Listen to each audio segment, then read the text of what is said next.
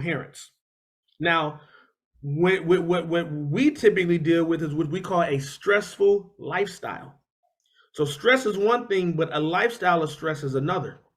And living a stressful lifestyle kills. Living a stressful lifestyle not only kills our body, it kills our joy, it kills our dreams, it kills everything. And here's why. Because in the state of stress, like I said before, you're not in a position to think coherently. Like I said, in an emergency situation, you're not going to go and ask the question if a bear is near you to find out to think if he's hungry to determine if you need to run or not. You're gonna just run for your life. It's an emergency. So most of us, we live under pressure, whether it's we have jobs that are strenuous, the pay does not align with it. We have lives that demand more than what our jobs may be able to provide for us or just enough. And so we live under pressure. Whereas we can't afford for something to go wrong. If everything was perfect and everything was great, it would be great, but we still, if any little thing fell out of place, it was going to cause a problem. And so as a result, most of us live a stressful lifestyle. Now, some might say, well, man, that might be a pretty strong demand to make, that we all live under stress. How do you know this for sure? Well, when it comes to stress, is to understand what stress is and what it does in your body. So as I mentioned to you, every single time we stress, the frontal lobe in our brain shuts down and we go into what we call binary thinking, hence fight or flight.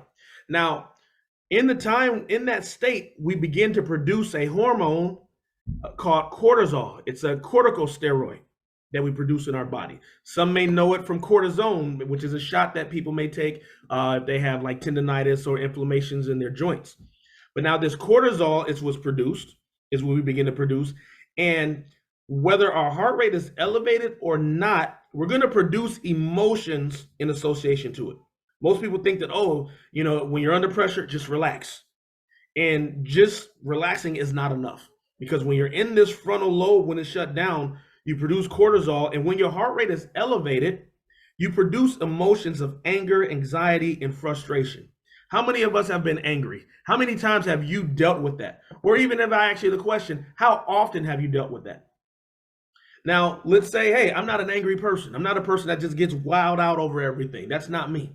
Well, then the next question is, okay, when your heart rate is relaxed, instead of producing cortisol,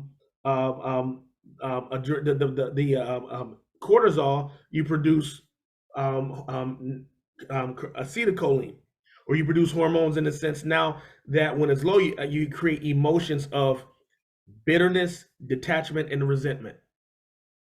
How have you ever felt these? Have you ever felt these emotions? I'm pretty sure many of us have. And so as a result, these are all the type of emotions that get us nowhere. Think about it. I need to get myself together, but I'm down, or I'm frustrated. These are not emotions that picks us up and builds us up. And so most of us live off of this. We just live off of, can I just relax one day without having to be frustrated? Or I'm almost at that tune where if one thing happens, I just blow up. Now, here's the other case. How do we know that we have a stressful environment?